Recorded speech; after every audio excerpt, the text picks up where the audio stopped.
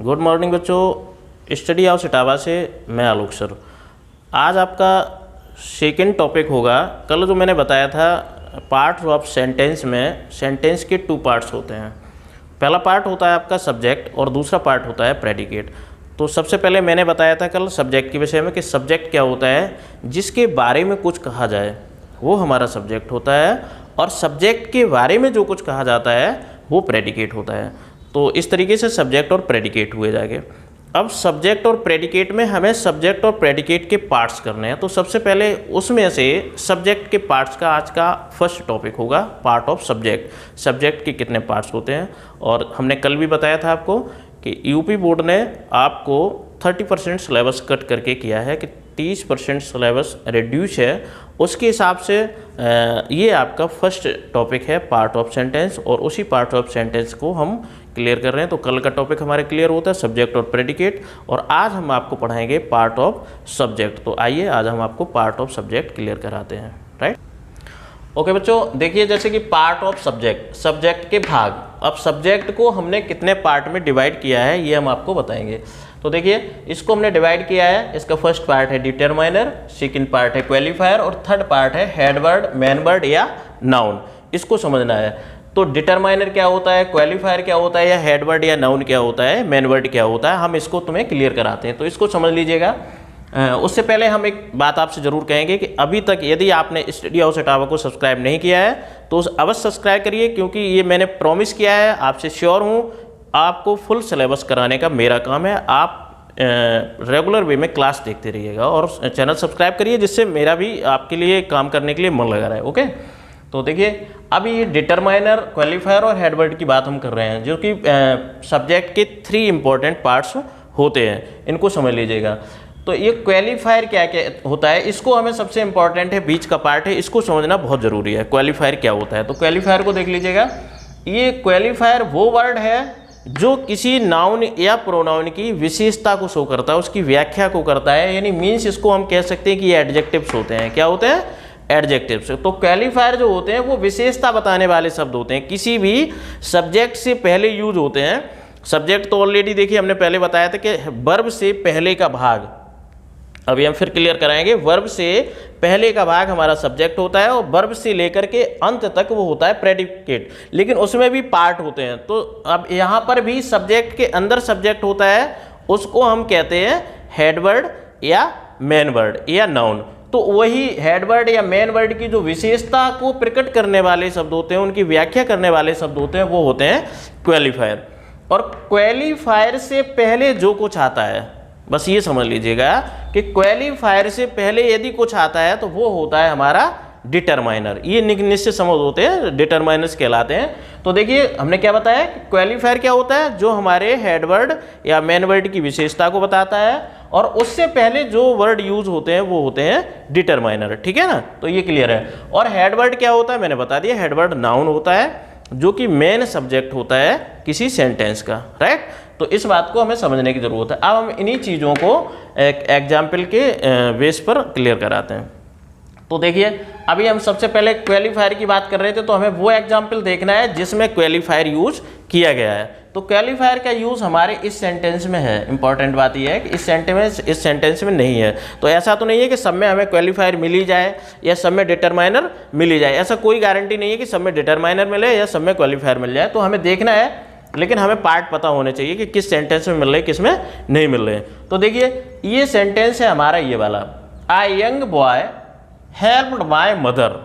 अब यहाँ पर जो सब्जेक्ट है, देखिए हमने सब्जेक्ट और प्रेडिकेट को पहले तो क्लियर कराइएगा। सब्जेक्ट प्रेडिकेट को क्लियर कराने के लिए हमें क्या करना है, हमें सबसे पहले ये देखना है कि हमारा सब्जेक्ट है कितना। तो सब्जेक्ट यहाँ से वर्ब शुरू हो रही है, जहाँ से वर्ब शुरू होती है वहाँ से लास्ट तक का क्या हो गया जाके, प्रेडिकेट। क्या हो गया, प्रेडिकेट। और उससे फर्स्ट का, उससे पहले का हमारा होगा जाके क्या, सब्जेक्ट। ये हमारा हो गया सब्जेक्ट। अब इसमें हमें क्लियर करना है कि सब्जेक्ट और प्रेडिकेट में सब्जेक्ट के अंदर जो पार्ट्स हमने बताए थे वो पार्ट्स कौन कौन से हैं। तो ये पार्ट्स जो बॉय है, बॉय, इतना तो हमें पता ही है कि बॉय इस सब्जेक्ट का मेन वर्ड है या हेड वर्ड है। तो ये हमारा हो गया नाउन। राइट, अब इस बॉय की विशेषता कौन बता रहा है, यंग। कौन बता रहा है, यंग। तो ये जो यंग शब्द है, यंग, ये हो गया जाके हमारा क्वालिफायर। क्या हो गया? क्वालिफायर, क्योंकि ये इसकी विशेषता बताता है कि बॉय कैसा है, यंग है। बॉय की विशेषता है, बॉय कैसा है, यंग है। तो जो बॉय की विशेषता बताने वाले शब्द होते हैं वो, या यूँ कह लो जो हेडवर्ड की विशेषता बताने वाले शब्द होते हैं वो हमारे होते हैं डिटरमाइनर, क्या सॉरी क्वालिफायर। क्या होते हैं? क्वालिफायर। और क्वालिफायर से पहले जो शब्द आता है वो होता है डिटरमाइनर। बोलिए कोई प्रॉब्लम? क्लियर है? हमने क्या बताया? बॉय हो गया हमारा हेडवर्ड, नाउन, ठीक। मेन सब्जेक्ट क्या है? बॉय है। और बॉय की विशेषता कौन बता रहा है? यंग बता रहा है। तो ये हो गया हमारा डिटरमाइनर, सॉरी क्वालिफायर। और उससे पहले जो आता है वो होता है डिटरमाइनर। तो अभी क्लियर हो गया कि ए क्या है इसमें? ए डिटरमाइनर है, यंग क्या है? क्वालिफायर है, और ये क्या है? हेडवर्ड या नाउन है। हेडवर्ड कह लो, या इसको मेन वर्ड कह लो, या इसको नाउन कह लो। तो इस प्रकार से हम इसके सब्जेक्ट के पार्ट्स को व्याख्या कर सकते हैं। क्लियर है? अब आ जाइएगा फर्स्ट वाले सेंटेंस पर। ये सेंटेंस कहता है माई फादर कॉल्ड मी। यहाँ सबसे पहले तो इसको हम क्लियर करेंगे कि सब्जेक्ट और प्रेडिकेट कहाँ से। तो इतना तो प्रेडिकेट हो गया। अब हमें सब्जेक्ट के पार्ट करने हैं। किसके पार्ट करने हैं? सब्जेक्ट के। तो सब्जेक्ट के पार्ट करने के लिए इसमें हमारा हेड वर्ड क्या है? तो इसमें जो हेड वर्ड है वो है क्या? फादर है। इसको मेन वर्ड या हेड वर्ड कहेंगे, मेन वर्ड, या इसको हम हेड वर्ड कहते हैं। तो इसको ध्यान रखिएगा। अब यहाँ पर इसकी विशेषता कोई नहीं बता रहा है। कोई विशेषता बता रहा है? फादर की यहाँ पर कोई विशेषता नहीं है, सीधा बोला मेरे पिताजी। तो इसमें तो कोई विशेषता है नहीं। तो इसमें अगर ये क्वालिफायर नहीं मिल रहा है तो क्वालिफायर से पहले का शब्द मिल रहा है। क्या मिल रहा है? डिटरमाइनर। क्या मिल रहा है? तो यहाँ पर क्वालिफायर ना दे करके यहाँ दिया गया है डिटरमाइनर। तो इसी चीज़ को हमें ध्यान रखना है, डिटरमाइनर। ठीक है? इसको अपने स्पेलिंग को सही से देख के लिख लेना। हमने चूंकि ऐसे केवल संकेत कर रहे हैं, समझने की जरूरत है। तो my father called me, called me से लेके यहाँ जहाँ से वर्ब शुरू हो रही है, हमने क्या कहा था ऑलरेडी, अपने हिसाब से भी चल लीजिए कि सब्जेक्ट के विषय में क्या कहा जा रहा है। जो सब्जेक्ट के विषय में कहा जाता है वो प्रेडिकेट है। तो सब्जेक्ट के विषय में कहा जा रहा है कि कॉल्ड मी, मुझे बुलाया, पिताजी ने मुझे बुलाया। तो पिताजी तो मेरे पिताजी हो गए सब्जेक्ट, और उन्होंने जो बुलाया वो हमारा प्रेडिकेट हो गया। तो यहाँ ये हमारा जो सब्जेक्ट है, सब्जेक्ट के भी पार्ट में फादर हमारा मेन वर्ड हो गया, और उससे पहले डिटरमाइनर मिल रहा है। चूंकि यहाँ पर कोई क्वालिटी नहीं मिल रही, कोई विशेषता नहीं बताई जा रही, तो इसीलिए ये हमारा हुआ जाके डिटरमाइनर। इसमें कोई क्वालिफायर नहीं है। तो जहाँ क्वालिफायर हो वहाँ क्वालिफायर लिखना, जहाँ क्वालिफायर नहीं है तो क्वालिफायर की हमें कोई आवश्यकता नहीं है। और क्वालिफायर जो होते हैं वो एडजेक्टिव्स होते हैं। बार बार बता रहे हैं, फिर से समझ लो। क्वालिफायर एडजेक्टिव्स होते हैं जो विशेषता बताने का कार्य करते हैं, जो किसी नाउन या प्रोनाउन की विशेषता को बताते हैं। तो यहाँ पर विशेषता बताने वाला कोई शब्द नहीं है, इसलिए क्वालिफायर गायब है। सिर्फ डिटरमाइनर और मेन वर्ड आ रहा है। ठीक है? इसी प्रकार से अब आते हैं इन सेंटेंस को देख लो, नीचे वाले सेंटेंस। इन सेंटेंस में ये चीज़ सिर्फ क्लियर की गई है कि देखिए यहाँ से वर्ब शुरू हो रही, ये यहाँ से वर्ब शुरू हो रही है। अब ये कहा जाएगा कि इसमें सब्जेक्ट है क्या, इसमें सब्जेक्ट है क्या। तो याद रखिएगा, इट है, देयर है, ये हमारे सब्जेक्ट होते हैं। क्या होते हैं? इंट्रोडक्टरी सब्जेक्ट कहलाते हैं। इनका कोई मीन्स नहीं होता है। जैसे इसका है इट इज रेनिंग आउटसाइड। अब वैसे तो इट मीन्स यही होता है, लेकिन यहाँ पर इट का कोई अर्थ नहीं होगा। सिर्फ और सिर्फ ये इंट्रोडक्टरी सब्जेक्ट कहलाता है। एक इंट्रोडक्शन करने वाला सब्जेक्ट होता है। नहीं, सब्जेक्ट जब नहीं होता है तो इट या देयर का प्रयोग जब सर्दी, गर्मी, मौसम, ऋतु या तिथि, तारीख, इनसे रिलेटेड बात आती है तो हम इसको यूज करते हैं। किसको? इट को। ठीक है? और जहां पर किसी का होना या नहीं होना पाया जाता वहां पर हम किसको यूज करते हैं? देयर को यूज करते हैं। तो देख लो, समझ लो, यहाँ पर बारिश हो रही तो हमने वही कहा था, सर्दी, गर्मी, मौसम, तिथि, तारीख, महीना, इस तरीके से कोई कंडीशन आती है। तो यहाँ मौसम की बात है, बारिश की बात आ रही है, तो इसलिए यहाँ पर इंट्रोडक्टरी सब्जेक्ट इट यूज हुआ है। तो यहाँ इस इट का क्या हम ये सकते हैं कि इस इट का कोई अर्थ नहीं है, और अर्थ इसका जब निकलेगा जाके तो ये निकले जाएगा कि बाहर बारिश हो रही है। तो यहाँ इट का कोई अर्थ नहीं है, लेकिन ये इट स्वयं में क्या है? सब्जेक्ट है। ठीक है? डोंट मिस, ध्यान रखिएगा, इट क्या है? सब्जेक्ट। ऐसे इसको देखो, देयर वाज ए स्नेक, एक सांप था। देयर वाज ए स्नेक का अर्थ क्या हुआ? एक सर्प था। तो इसका मतलब क्या हुआ? जहां पर किसी चीज का होना या ना होना पाया जाता है, तो यहाँ पर सर्प का होना या ना होना पाया, यानी होना पाया गया, एक सर्प था। तो इसीलिए यहाँ पर देयर सब्जेक्ट यूज हुआ है, और देयर का कोई अर्थ नहीं है। तो ये भी एक सब्जेक्ट है बट इंट्रोडक्टरी सब्जेक्ट है, तो ये ध्यान मत, इसे गलती मत कर बैठना है कि इसमें कोई सब्जेक्ट नहीं है। तो वर्ब से पहले जो पार्ट होता है वो सब्जेक्ट ही होता है। आइए इसके बाद आपको हम प्रेडिकेट पार्ट्स को समझ। अच्छा देखिए, अब है parts of predicate. Parts of predicate को हमें क्लियर करना है कि पार्ट्स ऑफ प्रेडिकेट कितने होते हैं, प्रेडिकेट्स के पार्ट कितने होते हैं। तो जैसे मेनली सब्जेक्ट के 3 पार्ट्स होते हैं, उसी तरीके से प्रेडिकेट्स के भी 3 पार्ट्स होते हैं। तो फर्स्ट पार्ट होता है हमारा वर्ब, सेकेंड पार्ट होता है हमारा ऑब्जेक्ट और थर्ड पार्ट होता है कॉम्प्लीमेंट। तो समझना है कि जहाँ से हमारा प्रेडिकेट शुरू होता है, यानी किसी सेंटेंस में हम देखते हैं कि प्रेडिकेट शुरू कहाँ से हुआ, तो वो वर्ब से ही शुरू होता है। प्रेडिकेट कहाँ शुरू होता है? वर्ब से ही शुरू होता है। तो पहला पार्ट होता है वर्ब, दूसरा होता है ऑब्जेक्ट और तीसरा पार्ट होता है कॉम्प्लीमेंट। और ये फिर से माइंड रखिएगा, कोई ज़रूरी नहीं है कि वर्ब के बाद ऑब्जेक्ट दिया भी जाए, कोई ज़रूरी नहीं है कि ऑब्जेक्ट के बाद कॉम्प्लीमेंट दिया ही जाए, कोई ज़रूरी नहीं है कि वर्ब के बाद ऑब्जेक्ट और कॉम्प्लीमेंट दिए ही जाए, या हो सकता है कि ये दिया जाए ये ना दिया जाए, लेकिन वर्ब 100% दी जाएगी। इतना मान लीजिएगा कि वर्ब 100% दी जाएगी। अगर वर्ब नहीं दी जाएगी तो मान के चलिएगा कि आपका प्रेडिकेट होगा ही नहीं, ठीक है ना, क्योंकि कुछ करना ही नहीं बताया जाएगा सब्जेक्ट के विषय में। सब्जेक्ट ने क्या किया, जब सब्जेक्ट ने किया ही नहीं कुछ तो प्रेडिकेट हो ही नहीं है। तो वर्ब तो ये पार्ट तो तुम्हें 100% मिलना ही मिलना है। क्लियर है? अच्छा, ये वर्ब को आप देख लो, इनको क्लियर करा देते हैं। तो ये पार्ट जो वर्ब है, ये वर्ब को हम 2 भागों में डिवाइड करते हैं। कितने भागों में डिवाइड करते हैं? 2 भागों में। और वो फर्स्ट पार्ट होता है हमारा हेल्पिंग वर्ब, सेकंड होता है मेन वर्ब।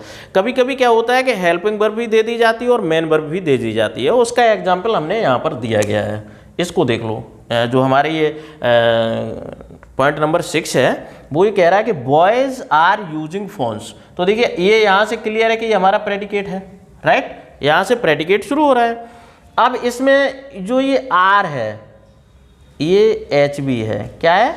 एच बी है, हेल्पिंग वर्ब है। आर क्या है? हेल्पिंग वर्ब है। जो हमने कहा था कि ये 2 प्रकार के होते हैं, हेल्पिंग वर्ब और मेन वर्ब। तो ये जो है ये 2 प्रकार के, तो ये हुआ जाके क्या, आर हेल्पिंग वर्ब आ गया। फिर हमने कहा मेन वर्ब, इसको भी देख लो। तो इसके बाद मेन वर्ब आ रहा। मेन वर्ब क्या है? यूजिंग। मेन वर्ब क्या है? हेल्पिंग वर्ब के साथ में श्योर करके मेन वर्ब आएगी। तो ये हो गया जाके मेन वर्ब। तो इस प्रकार से अगर ये चीज़ क्लियर करनी है तो वर्ब हमने तुम्हें क्लियर करा दी कि एक हेल्पिंग वर्ब होती है और एक मेन वर्ब होती है। और कभी कभी क्या होता है कि हेल्पिंग वर्ब नहीं दी जाती है, तो सिर्फ और सिर्फ मेन वर्ब ही दी जाती है। तो इसीलिए ये इसको 2 भागों में डिवाइड किया गया, ठीक है। तो वर्ब क्लियर हो गई। वर्ब के बाद आता है नंबर हमारा ऑब्जेक्ट का। इसी प्रकार से ऑब्जेक्ट भी 2 टाइप्स होते हैं, एक डायरेक्ट ऑब्जेक्ट होता है और एक इनडायरेक्ट ऑब्जेक्ट होता है। और ये चीज़ हम शायद एक आध बार पहले भी लिखा चुके हैं। सेंटेंस की जब हमने थ्योरी पढ़ाई थी तो उसमें ऑब्जेक्ट को हमने क्लियर कराया था। और उसको अभी एक्चुअली क्या है कि टेंस हमने क्लियर नहीं कराए हैं, कंप्लीट टेंस की थ्योरी ही क्लियर कराई थी, जिसमें टेंस कैसे शुरुआत की जाती है। हो सकता है अभी हमने शुरुआत नहीं की, लेकिन टेंस को हाँ की है शुरुआत। हमारे चैनल पे आप देख सकते हैं, वो आपको स्क्रीन रिकॉर्डेड क्लास होगी, बट ऑन बोर्ड क्लास हम आपको जरूर देंगे। अभी ये हम क्लियर करा दें, जैसे इसका टॉपिक आएगा तो बीच में जरूर पढ़ाएंगे हम। तो इसी तरीके से ऑब्जेक्ट को 2 भागों में बांटा गया, तो डायरेक्ट ऑब्जेक्ट और इनडायरेक्ट ऑब्जेक्ट। जो डायरेक्ट ऑब्जेक्ट होता है वो लाइफलेस होता है या नॉन लिविंग होता है। कैसा होता है? इसको निर्जीव कर्म कहते हैं। क्या कहते हैं? निर्जीव कर्म। इसमें कोई भी वस्तु जो होगी वो निर्जीव होगी। कैसी होगी? और इसमें जो इनडायरेक्ट ऑब्जेक्ट होता है उसमें वस्तु सजीव होगी। बस इतना ही याद रखिएगा कि इसमें निर्जीव होगा और इसमें सजीव होगा, ठीक। और इसके बाद आता है कॉम्प्लीमेंट। कॉम्प्लीमेंट होता है पूरक। अब अगर ऑब्जेक्ट के बाद कुछ फ्रेजल टाइप की चीज़ आती है, एक शब्द नहीं होगा, उसके साथ में कम से कम अभी हम बता देंगे कुछ लगा हुआ होगा, जैसे इन द रूम, अथी, इफ या कुछ और। ऑब्जेक्ट के बाद यदि आता है तो वो होता है कॉम्प्लीमेंट। तो इस प्रकार से ये चीज़ फिर से कवर कर लो। वर्ब 2 टाइप्स होती है, एक हेल्पिंग वर्ब होती है, एक मेन वर्ब होती है। ऑब्जेक्ट 2 टाइप्स होते हैं, डायरेक्ट और इनडायरेक्ट, यानी निर्जीव और सजीव। और उसके बाद जो इसको पूरक वाक्य को कंप्लीट करने का काम करते हैं वो होते हैं कॉम्प्लीमेंट, ठीक है। तो इस प्रकार से ये हमारे पार्ट्स ऑफ प्रेडिकेट हुए। अब हम प्रेडिकेट्स के पार्ट को इस पे समझते हैं एग्जाम्पल के माध्यम से। तो एग्जाम्पल के माध्यम से समझ लीजिए, जैसे लिखा है सी रीड्स। अब यहाँ से वर्ब शुरू हुई, जहाँ से वर्ब शुरू होती है वो होता है हमारा प्रेडिकेट। इतना तो हमें पता ही है कि जहाँ से वर्ब शुरू होती है वो क्या होता है? प्रेडिकेट होता है। और प्रेडिकेट के पार्ट में हमें सिर्फ और सिर्फ मिल रहा है, वो मिल रही है वर्ब, मिल रही है। हमने कहा था कि वर्ब अवश्य मिलेगी, और चाहे चीज़ें मिले या ना मिले। तो देखा तुमने, ना तो ऑब्जेक्ट आ रहा है ना कॉम्प्लीमेंट आ रहा है, सिर्फ और सिर्फ क्या मिला? अभी वर्ब मिली है। तो ये जो रीड है ये है वर्ब, वो कौन सी वर्ब है? मेन वर्ब है, ठीक है। लेकिन इसको हम सिर्फ और सिर्फ क्या लिखेंगे? वर्ब। तो प्रेडिकेट के पार्ट में मिला हमें वर्ब, और वो वर्ब है क्या? रीड। क्या है वर्ब? रीड। दूसरा देख लीजिए, सी रीड्स आ बुक। अब यहां से उठा लो, अब इसको भी देख लो, सी रीड्स आ बुक। वो किताब पढ़ती तो, लेकिन किताब वो पढ़ती है, क्या पढ़ती है? किताब। तो ये हो गई वर्ब, रीड हो गया वर्ब, और आ बुक इसमें आता है, किसमें? डायरेक्ट ऑब्जेक्ट में। किसमें आता है? क्योंकि हमने कहा था वर्ब के तुरंत बाद क्या मिलेगा आपको? ऑब्जेक्ट मिलेगा। तो ये हो गया जाके डायरेक्ट ऑब्जेक्ट। क्या हुआ? Direct object. इसी तरीके से आ जाओ, he gave me a gift. यहां से शुरू हुआ, देखिए गेव हो गई वर्ब, समझते चलना। मी हो गया कौन सा ऑब्जेक्ट? मी सजीव है, तो इनडायरेक्ट ऑब्जेक्ट। कौन सा ऑब्जेक्ट हुआ? इनडायरेक्ट। और ये कौन सा हो गया? डायरेक्ट, क्योंकि ये निर्जीव है। उन्होंने मुझे क्या क्या दिया? मुझे दिया क्या? गिफ्ट। तो जो मुझे मी सजीव, हम सजीव हो गए, गिफ्ट कैसा हुआ? निर्जीव। तो ये तो हो गया इनडायरेक्ट। जो इनडायरेक्ट होता है वो सजीव होता है, और डायरेक्ट होता है वो निर्जीव होता है। तो इस तरीके से ये हमारा हो गया वर्ब, ये इनडायरेक्ट ऑब्जेक्ट और ये डायरेक्ट ऑब्जेक्ट हो गया। नेक्स्ट सेंटेंस देख लो, ही गेव। अब यहाँ से ये तो सब्जेक्ट हो गया था, गेव मी ए, यहाँ से देख लो, he gave a gift to me. वही चीज़ है, जो ये सब्जेक्ट ऑब्जेक्ट जो थे तुम्हारे इधर से इधर कर दिए गए, बस और कोई अंतर नहीं किया गया। अभी जब सजीव ऑब्जेक्ट को बाद में लिखा जाता है तो टू लगा के लिखा जाता है। क्या करके लिखा जाता है? टू करके लिखा जाता है। तो यही गिफ्ट पहले कर दिया, gave a gift to me. अंतर इतना ही है कि ये वही ऑब्जेक्ट है, कौन सा? डायरेक्ट। गिफ्ट निर्जीव होता है, बताया था तुम्हें, गिफ्ट कैसा होता है? निर्जीव। तो ये गिफ्ट ये हो गया जाके डायरेक्ट ऑब्जेक्ट, और टू मी हो गया ये इनडायरेक्ट ऑब्जेक्ट हुआ जाके, ठीक है ना? क्लियर। लास्ट है, I told him a thief. तो देख लो, इसको देख लो, टोल्ड हिम अ थीप। अब ये जो हिम हो गया जाके, ये हमें पता है इनडायरेक्ट ऑब्जेक्ट हो गया। कौन सा ऑब्जेक्ट हुआ? इनडायरेक्ट, क्योंकि सजीव है। और इसके बाद आ रहा आ थीप। अब ये तुम्हारा लास्ट में कॉम्प्लीमेंट का काम कर रहा है। किसका काम कर रहा है? क्योंकि जब भी हमने कहा था ऑब्जेक्ट दो ही होते हैं, एक डायरेक्ट होता है और एक इनडायरेक्ट होता है। अब हमें इनडायरेक्ट तो मिल गया, ऐसा तो नहीं है कि इनडायरेक्ट के बाद फिर इनडायरेक्ट आ जाए, ऑब्जेक्ट तो एक ही मिलेगा। और उस ऑब्जेक्ट के बाद यदि कुछ आता है तो वही होता है कॉम्प्लीमेंट। तो ये जो आ थीप है, ये किसका काम कर रहा है? कॉम्प्लीमेंट का काम कर रहा है, ठीक है।